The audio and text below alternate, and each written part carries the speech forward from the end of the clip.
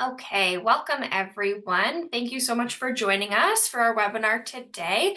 Today we're going to be talking about professionalism for MACP students and grads, and I will move right along. So, first, I want to start with our land acknowledgement. We respectfully acknowledge Yorkville University and Toronto Film School campuses are situated in the traditional territories of diverse Indigenous nations. We reaffirm our responsibility to increase awareness and understanding of First Nations, Métis, and Inuit peoples and colonial legacy, and commit to strengthening our relationship with Indigenous peoples throughout Canada. All right, so to introduce ourselves, I'm going to let Heather go first. So Heather, over to you to talk a little bit about who you are. Thanks so much, Laura. Welcome, everyone. So my name is Heather King-Andrews, and I'm a career advisor for the New Brunswick campus, and I assist with the MEd, the MACP, and DCP students. A bit about me is that I have a bachelor's in psychology, as well as the master's in educational counseling from the University of Ottawa, and I'm also a certified career development practitioner. I have 5+ years experience as a career counselor in both academia and nonprofit. I've worked at the University of British Columbia as well as Work BC. I've provided one-on-one career planning and exploration to over 700 clients to date, including resumes, interviewing, networking, in order to secure employment. I have professional membership with the CCPA as well as the BC CDA. And previous to all that, I had a 14-year career in professional research in which I specialized in psychiatry and health sciences. And essentially, I have a passion for helping students in their career journeys and finding meaningful work. Laura, over to you. Thanks, Heather. Yeah, so I work only with MACP students. I'm a career advisor for the MACP program. I have my Bachelor of Arts in Sociology and Women's Studies, and then completed my Master's of Education in Counseling, specializing in school-based counseling from Boston University. I recently became a certified career development practitioner as well. I have over 4 years, probably close to 5 now actually, of experience in employment support, working previously with newcomer youth and now with post-secondary students. I hold professional membership with the CCPA as well as the NBCDA. I have previously worked as a guidance counselor in various independent schools in Ontario. And overall, Heather and I know exactly how it feels to be in your position, either searching for a practicum placement or searching for your first job after graduating, and navigating the professionalism of it all. So we completely understand, and we're excited to share these lessons with you. All right, so just getting through our agenda for our session. So first we'll talk through some professional communication, getting through some email etiquette, phone etiquette, and then talking about quick messages like texts or Teams chats. Then we'll get into professionalism during your practicum or job search, talking about resumes, cover letters, and plagiarism. Then we'll get into some interview etiquette, both in person and virtually. And then we'll get into professionalism while you're working, honoring your commitments and your responsibilities, as well as being the therapist that you would want. Then we'll finish off with professionalism after your practicum or when you're leaving a job. And then we'll do a quick conclusion and share some resources with you for next steps. So I will pass it over to Heather to begin us on some professional communication etiquette.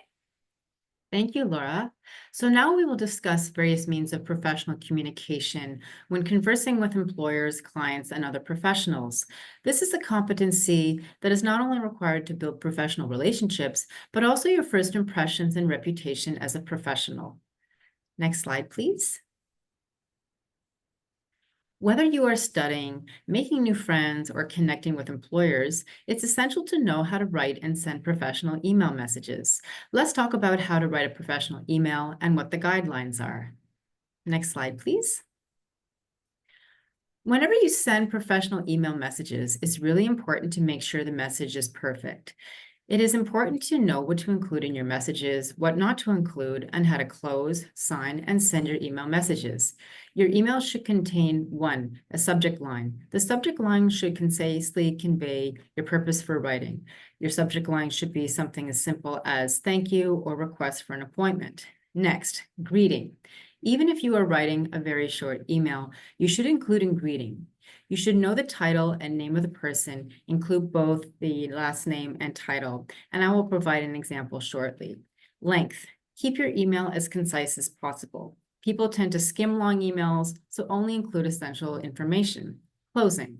Sign off with a brief thank you, best, or another simple sign off, and then your name. Most email accounts let you embed a signature with your name, title, and contact information into every email.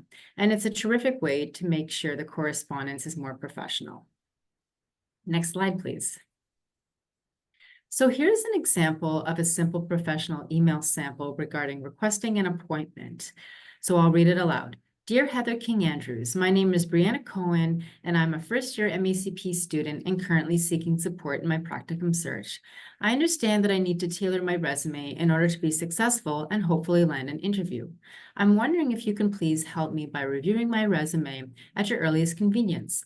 I appreciate your help and look forward to hearing from you. Sincerely, Brianna Cohen. Note how the subject line is specific and concise. The salutation has dear and the person's first and last name. In the body, the writer gets straight to the point in the first 2 to 3 sentences. Also, when you compose your message in the body, make sure you use correct spelling and proper grammar. You can use free online writing assistant apps or websites such as Grammarly or Pro Writing Aid. And the writer has signed off with sincerely, regards, or many thanks. Be mindful to check your inbox multiple times per day to ensure you are not missing pertinent or time-sensitive emails. Also, check your junk mail on a regular basis as emails get misdirected frequently. And watch out for scam emails. For example, phishing is the process in which hackers try to trick you into giving out sensitive information or taking a potentially dangerous action, like clicking on a link or downloading an infected attachment. They do this using emails disguised as contacts or organizations you trust so that you react without thinking first. Sometimes texting is used in a professional setting, but it is not commonplace. Most importantly, before you decide to send a text to an employer, make sure you ask for permission. Not every workplace is okay with texting. Keep in mind, texting should never be your first point of contact. When sending a text to an employer, you should only send time-sensitive information. Things such as an urgent question that needs to be answered is okay, or if you're running late to your practicum shift. You want to make sure that you are being mindful of when you're sending texts also to your employer. Text should only be sent during normal working hours. For example, 9 to 5 is typical working hours. And these tips are those you can follow once you decide to send a text in a professional setting. Likewise, these same rules apply if you use instant messaging platforms such as Teams or Slack at work. And always ensure your messaging is professional, concise, and be mindful of your tone. When talking on the telephone, here are some important things to remember, whether you are conversing with employers, YU staff, faculty, or your landlord. For instance, have a phone number, as not having one is a barrier. And also have an outgoing voice message set up that has your name, number, and a courteous message. For example, you've reached Heather King Andrews at 555-555-555. Answer phone calls with a pleasant greeting with your name, hello, Heather speaking, and speak in a positive and professional fashion. Next, ensure the other speaker has finished speaking before talking. Do not cut them off or interrupt them. Then, speak in a normal tone that is audible, professional, and inviting. Next, respond to voicemail messages. Always check your voicemail for messages throughout the day and respond to the recipient ASAP or within 24 to 48 hours. When you don't respond to the recipient within a reasonable time, it is perceived as dismissive and that you don't care about the other person's inquiry or value their time. Remember that they went out of their way to call you or call you back. Telephone tactics, the don'ts. And here are some of the things that you should avoid. So using the speakerphone option instead of the receiver, don't do this as it minimizes the quality of the phone call and creates an echo effect. Chew gum, this is unprofessional and distracting. Next, distractions and background noise such as dogs barking, others talking, or loud music. Please minimize or ensure no distractions are present. Next, Speak so quietly that the recipient cannot hear you, or shout on the phone. Don't do this, as this could be interpreted as aggressive. Use poor or inoperable equipment. This could lose the call. And don't hang up accidentally. Please make sure you don't hit the cancel button or drop the phone, as the recipient may perceive this as carelessness. And so just to recap and reflect, remember that professional communication is essential for your reputation and development as a professional counselor or any other profession throughout your career. Second, it is pertinent for building professional relationships as well as trust and respect. And the three modalities where professional communication is required is email, texting, messaging, and telephone. Going forward, if you feel you need more help and support, please reach out to Career Services for more information. Awesome. Thank you so much, Heather. So next up, we will talk about professionalism during your job search. So first, we'll talk about professional resumes, just some quick tips. So number one, you're going to choose just one common font style and size to use throughout your resume. So there's really no need to overdo it with different formatting styles. Overall, a black and white document with maybe just one accent color is perfect, and accessible, right? Easy to read for people and for applicant tracking systems, right? Um, there's no need for a headshot or any pictures or graphics. We really recommend your resume to be clean, concise, pretty basic, but that means it's readable, right, by everyone involved. You also want to choose a resume format that makes the most use of space.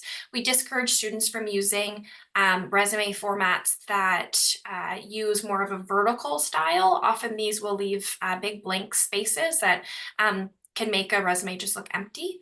Even if that's not the case, even if you have a lot of experience, it makes it look empty, unfortunately, right? You're going to follow capitalization rules. This is one we see a lot when we're editing student resumes. So things like job titles, company names, cities and provinces, these should all be capitalized throughout your resume. And then finally, you're going to follow the same patterns throughout your resume just to make sure there's consistency. This is something that recruiters will notice immediately, especially if they have good attention to detail, right? So for example, just on the bottom there, for your Master's of Arts in Counseling Psychology, you're going to list that it's based in Fredericton, NB, but then for this example, maybe they didn't list the city next to Carleton, right? And that will show up automatically to a recruiter. They'll be able to tell. And it just shows that you haven't really edited it correctly. So something to be mindful there. But for more support with your resume, be sure to watch our recent Practicum Resumes webinar, which is located in the webinar section of the career portal. You can also reach out to Career Services for more support with your resume. We're happy to help you with that. All right, getting into some professional cover letter quick tips as well. So for your cover letter, you're going to want to make sure that the formatting is the same as your resume. They are two parts of the same application, so they should match. So I would use the same font, style, header, that sort of thing. I would also make sure that your contact information matches on your cover letter and your resume. It should all be the same information. You're going to address the letter to the correct person, right? So you're going to do the research to figure out who either the hiring manager or the supervisor might be. It's worth your while to do that and personalize it rather than it just saying to whom it may concern. That doesn't get you very far. So yeah, certainly use the company website or maybe LinkedIn to find their name. Make sure that you're tailoring each letter to either the practicum placement or the job that you are applying to. And be sure to highlight clear reasons why you would like to learn from them or work for them. Your letter should be 1 page maximum. This is the ideal length. Hiring managers are not going to read a cover letter that's 2 or 3 pages long. 1 page is perfect. And then finally, you're going to describe how you align with their values, their mission, their goals, and make it clear why you are a great fit for them. That's really the point of the cover letter. Again, we're more than happy to help you create a professional cover letter, and we have lots more resources for you. So please feel free to reach out to us for help with that. Okay, so getting into plagiarism and how it pertains to resumes and cover letters. So, just as a reminder, plagiarism is essentially is copying someone else's work, either from online sources, maybe from your classmates, or from templates or samples, which is what we see often. So this includes your resume and your cover letter. Remember that it's still considered plagiarism if you copy only parts of someone's work. So for Heather and I, we often see plagiarism on resumes and cover letters when it comes to our samples. Even though we're all creating similar resumes and cover letters, it should be in your own words. You should not be copy and pasting from the templates. It doesn't, it won't help you at all. So we'll get into why that is. So some consequences of plagiarism. Number one, it's going to damage your reputation, right? You're going to come off as someone who doesn't create their own work, right? Which looks terrible, and going to leave a bad first impression. There is also possible legal consequences. And overall, you're going to be perceived as not professional, not trustworthy, and less capable of creating professional documents or effective communication, which are key skills that you're going to need in your future, right? So ultimately, copying someone else's resume or cover letter or using the exact same wording as a template can result in you being removed from the competition and therefore not securing an interview. So we encourage you to make sure that your resume and your cover letter is in your own words, and we're happy to help you with that.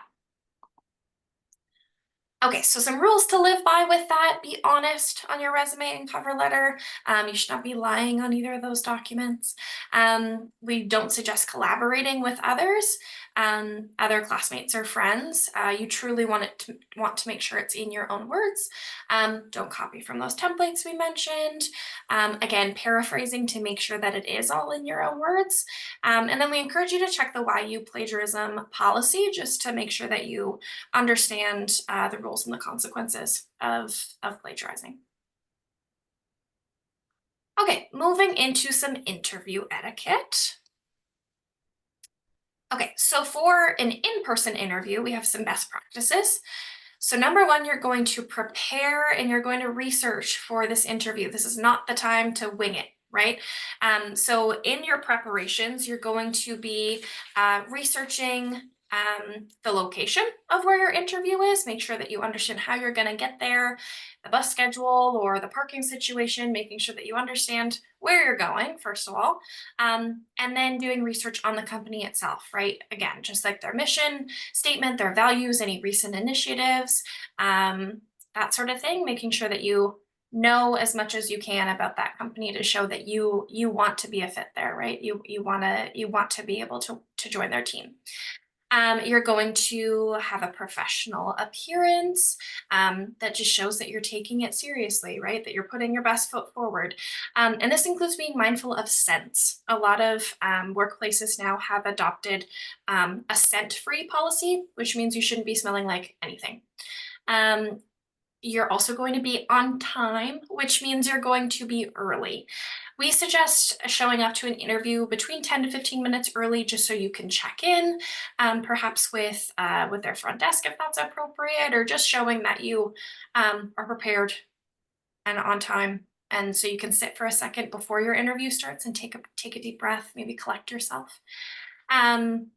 Something to be mindful of next is handshakes or shaking the interviewer's hand.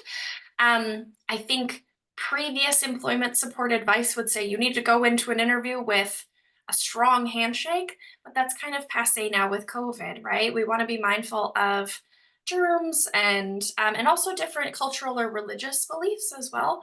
So something to just keep in the back of your head. Um, you're going to actively listen and engage throughout the interview. Remember that it's a discussion, right? It should be more of a conversation, and you should show that you're engaged, that you're excited about this opportunity. And then finally, at the end of the interview, you're going to ask questions. They are inevitably going to ask you, do you have any questions for us? And you are going to say, yes, I do, to show that you want to learn more.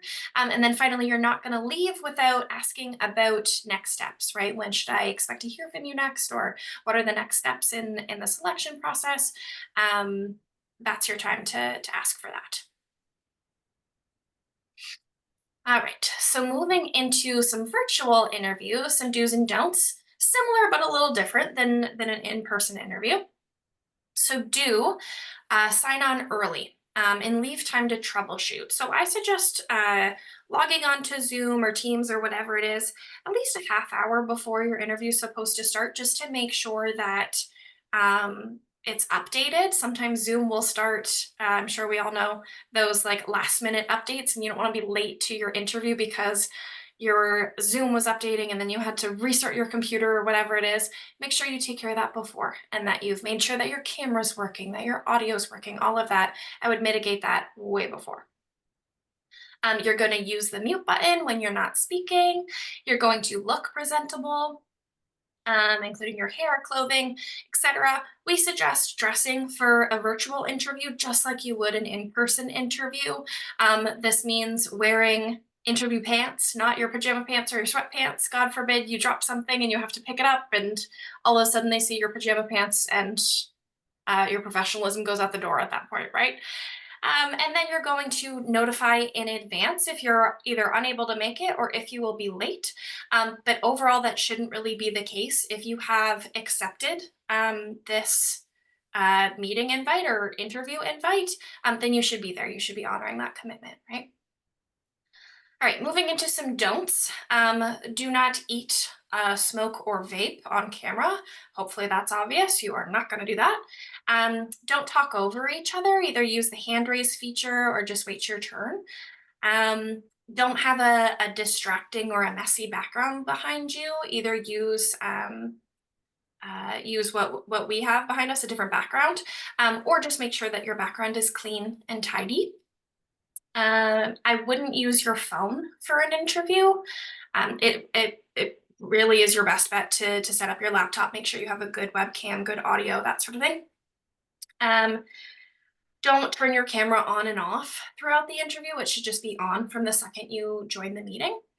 And then I wouldn't join a virtual meeting in a busy or a public area. This is not the time to go to your local coffee shop. That wouldn't be appropriate.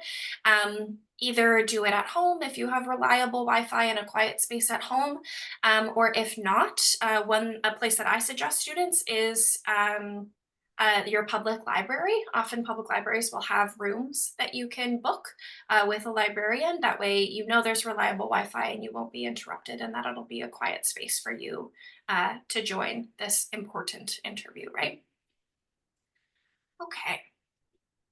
All right, and with that, I just want to quickly go over accepting an email calendar invite. So often, once you are offered an interview, they'll send you a meeting invite, either with the meeting link, or if it's in person, maybe it'll just be to block off on your calendar.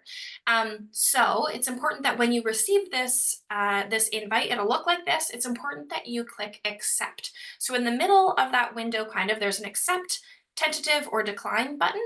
It's important that you click accept. This confirms your attendance, right? And then it's important to note, once you click accept, the invite will then disappear from your inbox and it'll move to your calendar on Outlook instead. So before you message the interviewer saying like, I don't have the link, I don't know where it is, please check your calendar first. I promise it'll be in there if you've clicked accept. And this is where the link will be. If it's a Zoom or a Teams meeting, your link is going to be in that calendar invite, which is now on the day in your calendar. All right, and then finally, some practicum interview quick tips specifically for practicum interviews. Number one, you're going to prepare just like you would with any interview, but for this one, you're going to do your research on the site as well as the supervisor, maybe through their biography on their website, their Psychology Today profile, their social media accounts, like the site's social media accounts for any recent initiatives that they've started. Maybe they started a new group, or maybe they're all volunteering through a nonprofit, and that's worth mentioning in an interview, right? Um, you're going to practice. Again, you are not going to wing a practicum interview. That is not the time to do that. You need to practice. You need to practice how you will answer some common practicum interview questions. Heather and I have great lists of those common practicum interview questions that we're happy to share with you. But more than that, we would love for you to schedule a mock interview with us as you are applying to sites in order to have more practice before an interview request comes. While you're interviewing for a practicum placement, you should have a set of questions ready to ask them to understand what the site's expectations are as far as their weekly hours of commitment or which days of the week or supervision hours, all of that. You should have a set of questions ready to ask them.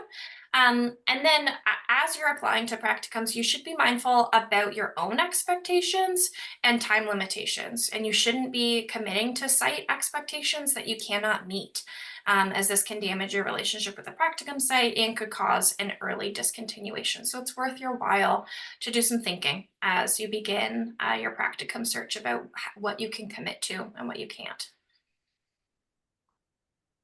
All right, so let's stop and think for a second about, what will practicum or my new job look like? So in order to start this practicum or new job in the most professional manner, um, we encourage you to do some reflection on what life will look like once you start. So that includes thinking about the training that you might need before you start, or the time commitment required to be successful in that. Really putting your best foot forward and making sure that you get the best reference possible in this practicum or your new job, because overall this opportunity is going to shape the next steps of your career, particularly in your practicum. That's going to shape who you are as a counselor moving forward, right? So what can you do to make the most of it, and how can you prepare yourself to be able to show up as your best self in this opportunity? Okay, and I will turn it over to Heather to take on the next section. Thank you so much, Laura. So now we will discuss your professionalism while in practicum or on the job and the importance of staying committed, as well as the benefits and consequences for your professional reputation. Next slide, please. We are now going to explore the importance of honoring your commitments and how they impact our professional career. For those who are unaware, commitments are a dedication to a short or long-term course of action, engagement, or involvement that you agreed to. We will explore the importance of consequences and tips for honoring your commitments and how this translates to how you show up as a counselor, and in turn, what your professional demeanor should look like. Next slide, please. Some examples of commitments are: 1, following through with your practicum and fulfilling the time requirements. If you need to leave your practicum/job, please ensure sufficient notice as per company policies is given in advance and you discuss with your supervisor. 2, when you're taking on clients, performing intake assessments, scheduling counseling appointments, completing your case notes, reports, and other work projects, you want to make sure that you organize and schedule your time efficiently and ensure that your work gets completed within a reasonable time frame or by the set due date. When we do not complete our tasks in a timely manner, we are perceived as unreliable and uncaring. Number 3, showing up to scheduled meetings, such as one-on-one supervision, group supervision, and other related meetings.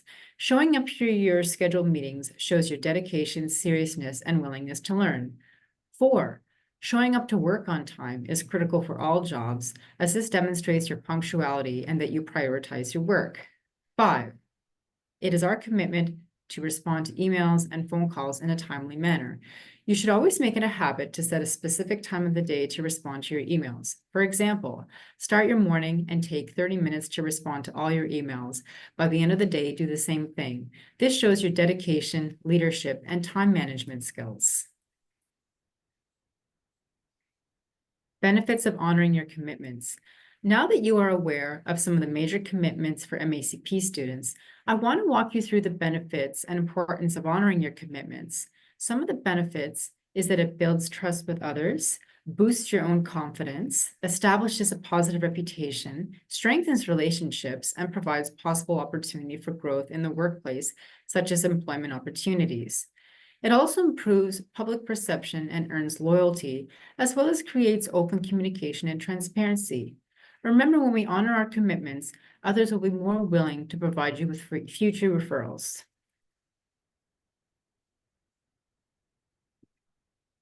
Consequences. When we don't honor our commitments, we can run into some major consequences, such as others losing trust in you, falling behind on workload, and in some cases can lead to conflict in the workplace because others may see you as unreliable. You can lose future opportunities and start to lose confidence in yourself because others are not speaking to you in a positive light. And in the worst case, you can be let go from your practicum or job. Consequences at work. Now let's talk about the consequences of lacking professional etiquette in your practicum or at a job. There are two types of consequences: informal consequences and formal consequences. In the world of work, informal consequences happen in the day-to-day and can result in casual conversations regarding how work is being done. Formal consequences or feedback is more organized, clearly documented, and saved in an employee's or business's files. If we take a look at the informal consequences side of the slide, we can see it is broken down into two sections: consequences the company may face and consequences the employee may face. Unprofessionalism can greatly affect a company, resulting in lowered workplace reputation, lack of productivity, and reduced collaboration. No employer wants their company's reputation, client satisfaction, or overall culture to be affected negatively. Therefore, in the early stages of concern, they should address any unprofessionalism informally and by providing verbal feedback or a warning. In these conversations, your supervisor and yourself should meet privately, discuss the concern and steps to correct the behavior. It is then your job to put that plan into action. If you don't, you may find reduced work opportunities, such as taking on more clients or projects, until your manager sees that you have made a change. And depending on the severity of the concern, or if informal feedback has been provided in the past, there may also be formal consequences, such as a written warning submitted through HR, which may remain on your record for a set period of time. Many companies may consider termination if you have multiple warnings on your record. You may also be invited to a formal disciplinary hearing. This is a meeting between your supervisor, HR, and yourself, where you discuss the issue at hand and create an action plan for improvement. This plan is often documented in writing. Lastly, a lack of professionalism may result in dismissal or termination. With just cause, an employer is able to terminate an employee or practicum student immediately. Therefore, it is necessary to make sure that you're always doing your best to remain professional, discussing your progress with management, and clarifying when there may be a concern. If you ever have questions regarding your rights and responsibilities as a practicum student, the Office of Student Rights and Responsibilities can help. And always reach out to your practicum coordinator if you experience any adverse professional behavior in your practicum. All right, so some quick tips regarding professionalism while in your practicum consist of the following. 1, be mindful of privacy and confidentiality. This applies not only to clients, but also to sensitive information disclosed by the site supervisor, coworkers, or other staff. 2, be sure to ask your supervisor about the storage of confidential information, storing communications with clients, team members, logging in a database, video recording, and storage of sessions. 3, ask your supervisor about their deadline expectations for session notes to be posted on an online database, as well as training to be completed. 4, be very explicit about asking for informed consent and what that consent entails, including its limitations. 5, do not use your personal email or device for practicum clients. This can lead to serious boundary issues and breach client confidentiality. And finally, report any concerns related to the site or practitioner malpractice or obvious safety risks to the field training immediately.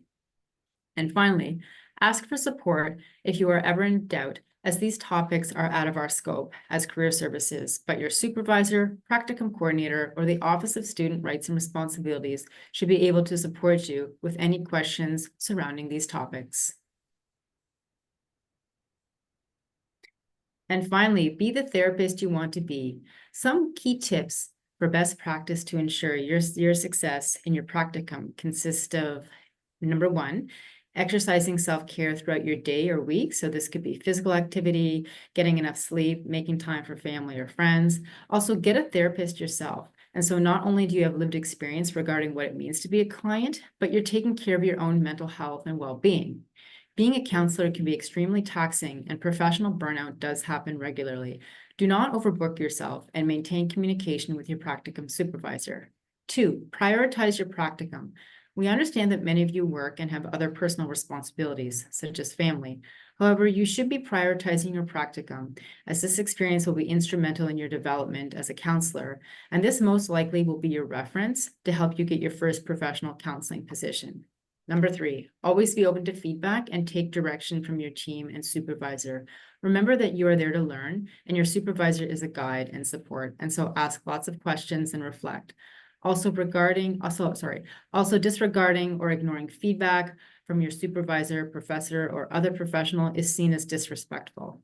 Number 4, become familiar with the provincial college and association and the ethical code of where you're situated in, as every province has different requirements and not all are regulated. Number 5, always maintain professional boundaries with clients and coworkers/supervisors. Remember that you are a professional, and although it is important to be friendly and a team player, these clients and colleagues are not your friends. Number 6, make sure you understand your practicum contract. For example, do not poach clients from someone else's business, as well as the site supervisor requirements and expectations of you, and always ask if you are unclear about anything. Number 7, do not breach the practicum contract and leave your practicum site early or without sufficient notice. Make sure you fulfill the practicum time frame of 7.5 months. Number 8, always remember that while you are in practicum, you are representing Yorkville University, and you want to build a positive professional reputation for yourself. For example, on your Site Today profile, be honest and clear regarding what your qualifications and strengths are, and be careful of what you are putting on social media. Always err on the side of caution when information is public. And number 9, finally, ensure that you are maintaining strict confidentiality practices and respecting sensitive client information, not only while you are in practicum, but after you leave your practicum site. And now I'll just pass the floor back over to Laura, who will talk us about professionalism when finishing your practicum or leaving a job. Laura, over to you, please. So thank you, Heather. Yeah, so let's first talk about leaving your practicum professionally. So number one, you're going to ensure that you are leaving your practicum supervisor with the best possible last impression, right? We talk a lot about making a good first impression, but you also want to make a good last impression with them too. So this includes completing an exit interview if given the opportunity, giving your feedback, and asking about future opportunities with the practice if you would like to continue to grow with them, right? Hopefully this conversation starts long before your practicum is scheduled to end so that you can plan for next steps with them, right? Be sure to show your gratitude. So this means writing a thank you note to the people that you learned from throughout your practicum. They did you a huge favor, right? So it's worth your while to write them a kind and genuine note, whether it's your supervisor, other clinicians in the practice that you learned from, the admin assistant that helped you a lot. It really makes a great last impression to show your gratitude with a note. You're also going to ask your supervisor if they will be a reference for you as you continue your job search. If, of course, you're not continuing on with them, and you're going to ask for a reference letter if that's appropriate too. And you're also going to stay connected with them. So ensure you have their contact information, that you're connected on LinkedIn. You might need to contact them later for moving on to the next steps in your regulatory body, that sort of thing, as well as for a reference in the future. So it's important to have their contact information for all of that. And then I would also encourage you to attend the You've Graduated Now What MACP edition webinar for more information on this topic of what you should do now that you've graduated. Okay, and now we'll get into leaving a job professionally, and what are the steps that you need to take to be able to do that. So number one, you're gonna, even before you leave, you're going to make a pros and cons list of whether to leave or not, right? Is it bad enough that you want to leave, or what's going on that's making you consider leaving this job? And is it possible that this problem could be solved? Have you taken the steps to perhaps solve this? Um, Number two, don't leave your current job until you have another one lined up or a plan in place, right? All of us have responsibilities and things to pay for, especially in this economy. You want to make sure that you have a way to pay for your bills, or at least a plan for what to do in the meantime until you find another job. We know that finding a job can take time, right? It could be at least a couple months before you find another job. And do you have the savings to be able to cover your bills in the meantime, right? Um, so yeah, don't leave your current job until you have another one. If you do choose to leave, don't tell your coworkers until you tell your supervisor first, right? This will look awful if it gets back to your supervisor from someone else before you have the chance to talk to them. So before you talk to your supervisor, I would check your contract, right, for um, the certain requirements that you've signed off on of how you will leave, right? So this includes maybe providing 2 weeks notice. Maybe it says in your contract that you need to provide 4 weeks notice. Perhaps there's a completion bonus for the end of a contract as well, and you will only get that bonus if you complete your contract, right? So worthwhile to go back to your contract and see what it says. And then you're going to write your letter of resignation. There's lots of different templates of this online to kind of guide you write that letter. It does not need to be long. It does not need to go into detail about why you're leaving or where you're going. It just needs to professionally and politely show your gratitude for the position, when your last day will be, and that you are thankful for this opportunity, and we'll be moving on this date, that sort of thing. There's lots of templates online again to kind of help you guide it, and career services is happy to read over that letter if you need help with it too. And then you're going to ask your supervisor for a private meeting once you receive a contract from your new job, and you're ready to resign and give them that letter. I Yeah, you should not be asking for this private meeting until you have that physical contract that you have signed and HR has signed from your new job. We've heard horror stories of students, quitting their current job and they don't have their contract yet. Maybe they have a verbal offer, but not a contract yet. And then for one reason or another, that new job falls through, right? For some reason, budgets change or something happens and they're not able to offer you that position, and all of a sudden you've quit your other job, right? So please don't resign until you for sure have that new job. And then you're going to ask your supervisor for a private meeting, right? You're not going to do this in a team meeting. You're not going to do this on a phone call or via email. You need to ask for a private meeting to be as professional as possible with it. And then you're going to help with the transition before your last day, right? You're going to make sure that your files are all neat and organized. You're going to make it as easy as possible for the new person taking over for you, because I'm sure you'll remember how hard it was to be new in that role. You want to make it as easy as possible for the next person. Okay, so when leaving a job, do not quit and leave in the middle of the day. Take a moment, breathe, take a walk for a second.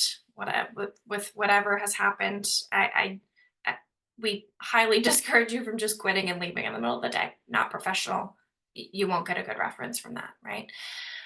Do not email your 2 weeks or your letter of resignation without speaking to your supervisor first. You really do owe them a conversation before leaving. Don't talk badly about your coworkers or your boss while you're quitting. It's just not worth it, right? Again, going to be a bad reference, and really just not worth your time. I wouldn't post on social media about any negative experiences you've had. Future employers are going to see that, and will come off. That's going to come off unprofessional. And then another don't. So don't feel obligated to work past your last day. right? With your letter of resignation, you've made it clear when your contract will end, and they should not be asking you for more favors after that or to complete something after that date. That is your end date. And once you're gone, you are gone. You are no longer making money from them. You do not owe them more work past that. Okay, sorry. So that wraps up that section, and I'll hand it over to Heather to kind of go through next steps in our resources. Thank you, Laura. So you can find information about everything we have covered in this webinar on our career portal, plus much more. This slide shows a screenshot of the home page, and the website address is listed at the bottom. We also have a job board located in the top right corner of the screen, where we post jobs and practicums on a regular basis. So please come and visit us. Next slide, please. So practicum information. So note that it's the responsibility of the student to become aware of the rules, regulations, and timelines for practicum. For practicum questions, consult the MACP department by sending a ticket on the Ask YU support portal to be connected with a practicum advisor, as this is outside the Career Services scope. Further, we strongly encourage you to review the practicum portal and read through the practicum manual, as this has a wealth of information regarding the logistics of your practicum. And next steps. As Career Services, we are here to help with any resume, cover letter, and interview preparation while in your practicum. We can also support in practicum search strategies and navigating your job hunt upon graduation. Our standard turnaround time right now for resumes and cover letters is between 12 to 15 business days, and all requests and emails will be addressed in the order they are received. We will reply to your inquiry and email within 1 to 2 business days. Therefore, we highly recommend that you contact us early, within 8 to 12 months in advance of your anticipated practicum start date, to receive services and avoid disappointment. And I'll just pass it back over to Laura, who will wrap up our presentation. Laura, over to you, please. Awesome. Thank you, Heather. And thank you all for joining us and for listening in. Again, our email is careerservices@yorkvilleu.ca. If you'd like to connect with us, that is a great way to do so. And we can chat through any of the topics that we covered today, as well as resume, cover letter, interview prep, all of what Heather mentioned. We also invite you to join or to take a look through our career portal online. And yeah, thanks for joining us, everyone, and we'll see you next time. Thank you, everyone. Have a lovely day. Bye.